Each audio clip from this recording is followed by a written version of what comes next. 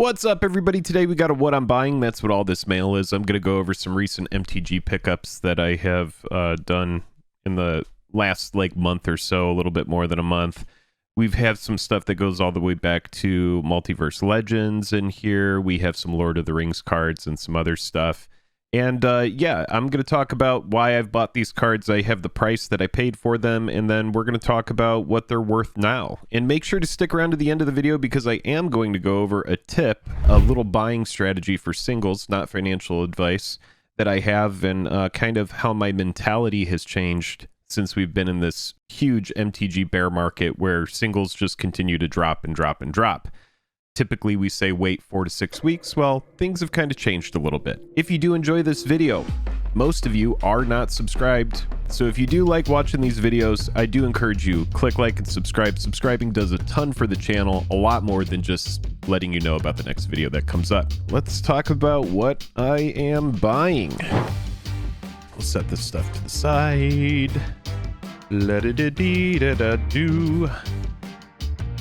All right, so first things first, I want to talk about this, and I am going to open this up in a future video, but it's not going to be in this one. Dominaria United Collector Booster Box. I recently picked this up from Amazon when they did the flash sale on Prime Day, or actually it was the day after Prime Day I picked it up. Or no, it might have been on the actual day. Either way, it was 120 bucks, down from what is typically around 180 after tax and shipping. This came out to 120 after tax and shipping. The product is pretty much a flop, in my opinion, but I am a gambler, and I do like the idea of paying 120 bucks to maybe hit the YOLO Tabernacle or the Moat or something like that, and maybe we get super lucky. Other than that, it's got Shieldred in it, it's got Leyline Binding, it's got Shieldred variants, but it's pretty much, if you're buying it for like 180 after tax and shipping, it's pretty much guaranteed to be a loser.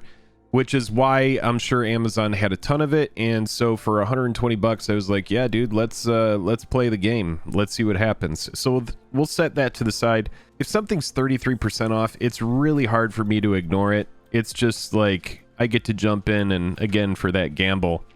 Now, this is kind of fun. Widespread Brutality. There are multiples of these that I picked up all around the range of 142, 157, and 1.45 US dollars. So this is the promo foil, and I bought this in response to the Amass stuff that was spoiled in Lord of the Rings. I picked some of this up when I saw Amass was coming back. I was like, oh, well, I've opened tons of War of the Spark, and I'm sure if any of you are regulars, you know how much War of the Spark has been opened over on this channel. I think I'm going to bring up card images since my top-down camera is a little bit fuzzy from far away. Since Amass matters, this 2 red, 1 black, and 1 other. Amass 2, then the army you amassed deals damage equal its power to each non-army creature. So if you are in an Amass Matters type commander deck or something like that, your big army will amass, destroy everything else, and then it's like the only big creature on the board, depending how your opponents have built their decks. But pretty interesting card, and pretty low risk. I just figured if one of the Lord of the Rings themed commander decks is built around Amass, then cards like, oh, well, there's another one right there, Widespread Brutality. It's another one of the promo foils, so we'll just set that to the side. My thought was, well, if these are, you know, like some of the Amass cards from War of the Spark, if they're in the same type of mechanic, then people might desire them. We'll see in the future. Another Lord of the Rings card here. We have Doors of Duren, legendary artifact. Whenever you attack, scry 2, and then you may reveal the top card of your library. If it's a creature card, put it onto the battlefield tapped and attacking. Until your next turn, it gains trample if you control a dwarf, and hexproof if you control an elf. I have said in the short before, I don't even care about that last part of the text that says until your next turn, it gains trample if you control a dwarf, and hexproof if you control an elf. Don't even care about that. It's just a legendary artifact that's 1 green, 1 red, and 3 other, and it makes it that when I attack, I can scry 2, and I may reveal the top card of my library if it's a creature, put it out into the battlefield. It's a pretty big deal. I think this card is pretty sick. This is not the only copy of this card in this video. Actually, you can pull these down because for some reason, it's just so bright, and there's just this insane reflection because I can't get my setup right. Oh, I do like that this happened. I remember this, opening this. Another Doors. This one is a foil. That extended art Doors of Duren, $1.95. And then the foil is $3.27. We will set this up here since we did talk about that. And then we have another extended Doors here. And that one was $3.16 that we paid for that.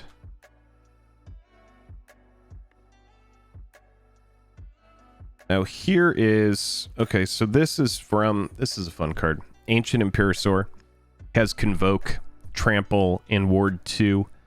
Ancient Empirosaur enters the battlefield with 2 1/1 counters on it for each creature that convoked it. We know in the past that Convoke is a very, very strong mechanic. Super strong. For me, these Empirosaurs, the extended, $3.58. Now, I've already looked at some of these prices, and I've, like, overpaid for that.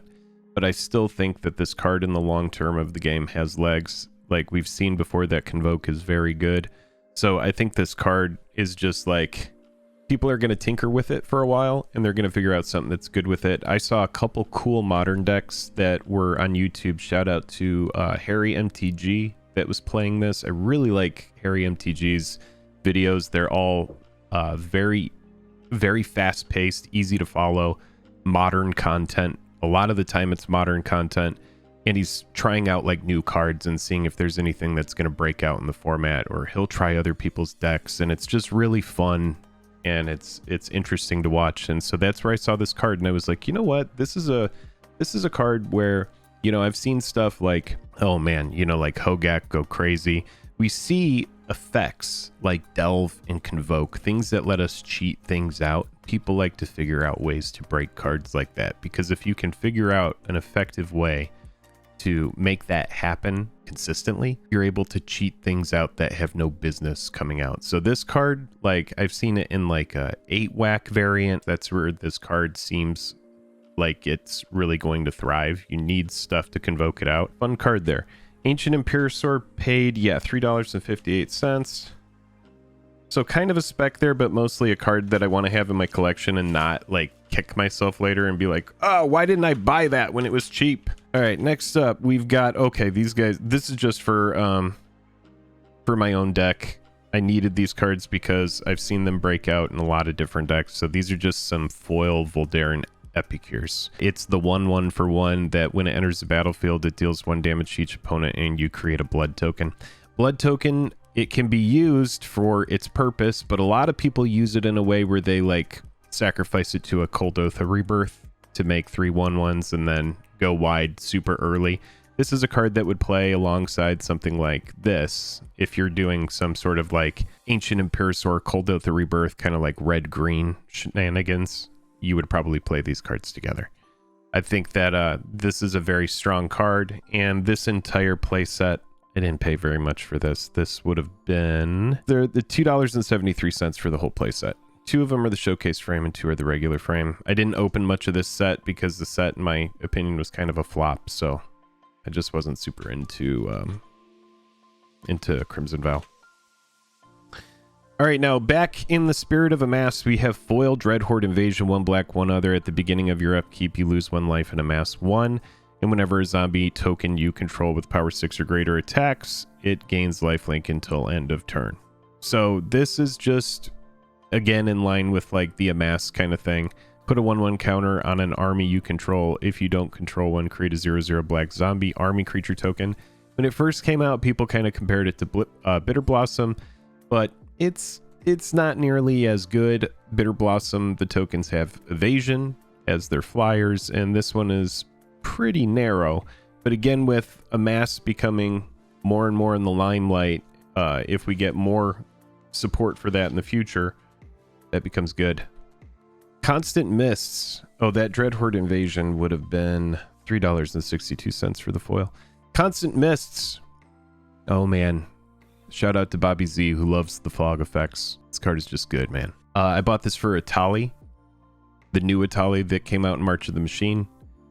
It just one green, one other, instant speed. It has buyback, sacrifice the land, and creatures deal no combat damage this turn. So it's just the fog that you can get back.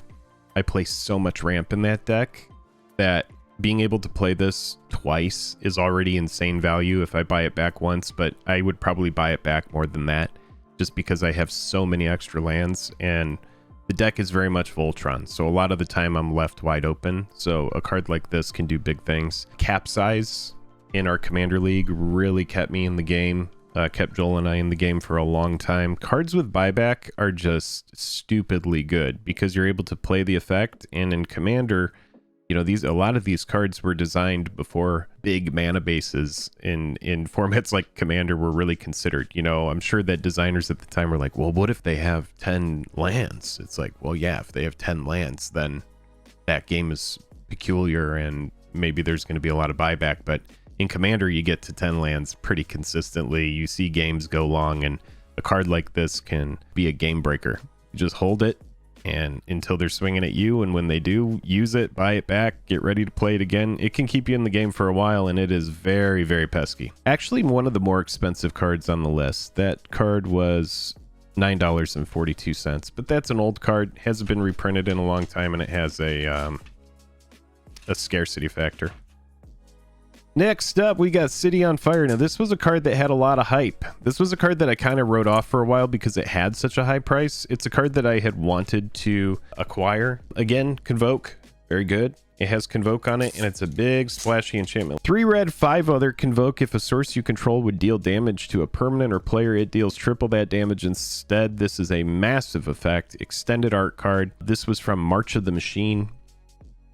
I would put it right directly into my Karavik the Merciless deck, where I don't care who dies. It's a quick game. Everybody dies. It's a great time. It's like Reservoir Dogs at the end of that pod. City on Fire. This was a card that I saw get up to like 15s and 20s, and then just a little while back, a couple weeks back, I saw, wow, that card kind of didn't take off in the way that people expected. And City on Fire, I paid $7.25 for after tax and shipping, so really not a bad price for a card that I just want for the EDH collection. Looks cool, got the foil extended variant. It was a lot cheaper than the hype price when the set first came out. Pays to wait. And next up we have SRAM. I just wanted this variant in foil. It's not serialized or anything like that. It's just one of my favorite cards, and I don't have this foil Multiverse Legends version. This card I bought for, where is SRAM? $3.29, and I'm pretty sure it's worth like $1 now. It's just so crazy how like the OG masterpieces that have these frames are so sought after, and then Wizards of the Coast is just like, look, if we print it in that frame, people will freak out. And it's really just, no, they see how it works. I mean, it's not like finding one of those treasure cards back in the day. I mean, when you've been here for all of it, you just kind of see, oh, it's not a masterpiece SRAM. It's just some new 2023 stuff. But I still love the variant. Still love it. We got the Ozolith here. I mean, we live in the everything is special, so nothing is special age. Oh, they actually included some extra stuff with this. This is fun. I did not order this Glissa Herald of Predatory, but they did send a foil Glissa with this version of Ozolith the Shattered Spire extended art foil.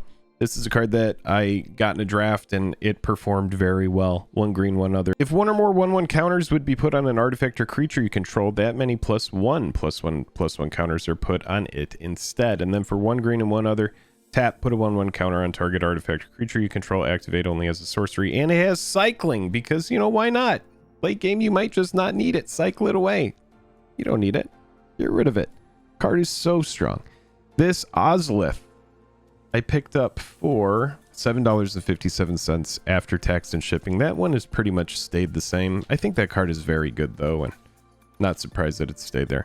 Now this is actually funny too, because another Empirosaur, we already talked about this. This one is foil extended. They sent a couple things, a Finn the Fangbearer and a Renata, which I also did not order. But that's cool. Sending me a couple little extras. I like when people do that. Thalia. I just like this version. This is how they're just tricking me with all of this. This etched Thalia, $3.06 paid for this after tax and shipping. There are so many Thalia variants, but I was like, I really like the extended one. Maybe I'll put it in cube. I don't even have a deck for it. I just bought it. Another copy of Dreadhorde Invasion. This one is the promo. This one I either paid $3.62 for or $3.67 for. We'll just put that up there with the other Dreadhorde. Set these to the side. If you are enjoying this video, I do encourage you to click like and subscribe. It's a great way to support the channel. If you are enjoying the videos here, if you're here for the second time, if you've been here before, and just go ahead and subscribe. We know that you like hanging out. We can tell. And then we do have 2 Empirosaurs here. And with these 2, where'd my list go? There it is. These 2 Empirosaurs cost $3.43 for the pair. And so you could see here, I just didn't have any copies of the Empirosaur, so I wanted to have a playset just in case I decide to play that card in a deck. Then I do have 2 copies of Atali, and I got these a while back. I don't think I paid more than like $2 or $3 a card. I bought these because I do have 2 other copies of Atali, and I was thinking, because I've seen this card played in some constructed decks, I was like, we'll just pick them up for cheap and have the 4 set just in case. Atali Primal Conqueror is a massive card. It has the Blightsteel Colossus on the back, which is busted, but on the front of the card, it's got just so much value. It's like a Chaos Wand versus everybody. When it ETBs, each player exiles cards from the top of their library until they exile a non-land card. You may cast any number of spells from among the non-land cards exiled this way without paying their mana cost, and that is a may. So you're doing it with yourself and everybody else. That's what she said. Next up, we have Doors of Duren. Another copy of this. We've already talked about why this card is good, but these doors, this is another extended art one. I either paid for the extended art Doors of Duren. I paid, and none of these are foil except for the non-extended. All of the extendeds were $3.16, $1.95, and $4.16. Kroxa and Kuranos. And again, somebody sent something extra, a Rankle and Torbrand, which is funny. Didn't order that card, but it's a card I'm interested in, and it's cool. But I did order the Kroxa and Kuranos, which ended up being $3.74 for this card. Pretty sure I overpaid for that. A lot of this stuff has just bottomed out like crazy. This is a fun card. The Skithric Sublite Dragon. This is the Multiverse Legends foil. We talked about this card when this set was spoiled, and we were like, you know, it'd be cool if we see, you know, like this version get down to the $15 range. Well, this version has actually got down to the $7 range, which is where I purchased this. I purchased this after tax and shipping it for $8.54, which for me is a really good pickup on a card that is a win condition and a really fun card from near the time when I first started playing, which was in Mirrodin Besieged. Really sweet card, does a lot. It's a great segue to say that, you know, we can kind of get into that tip, because I'm going to show you the price I paid for these cards, which was $81.12. And when you think about it, I paid $81.12 for all of this minus the Dominaria United box. So all of this, $81.12, and it's all worth, now that I've priced it out for the video, I'll bring the screenshot up so that you can see it. It's worth like around 45 bucks for all of this. And so that kind of segues into, you know, the tip that I have for you, which is it pays to wait. And typically we would say wait about 4 to 6 weeks after a set comes out in order to get the best price for the cards. I've kind of changed my philosophy since Magic 30th Anniversary Edition, and since we've entered this endless bear market in MTG.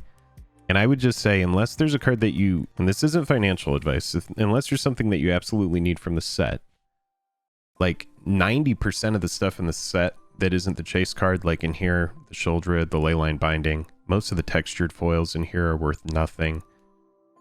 All of these special variants, no one cares. And so I would say wait forever. For 90% of every new set that comes out, never buy it in pre-order, ever. We've moved past that. Never buy anything in pre-order unless there's a card that you're like, that's undervalued and I really know that that's going to break out in Modern. And, you know, if you're able to call cards that are able to break out in certain formats, then maybe if you buy bulk and you do enough volume, then maybe you're going to make money off that. But if you're just picking up singles and there's just random little things that you want to buy from certain sets, wait as long as you can.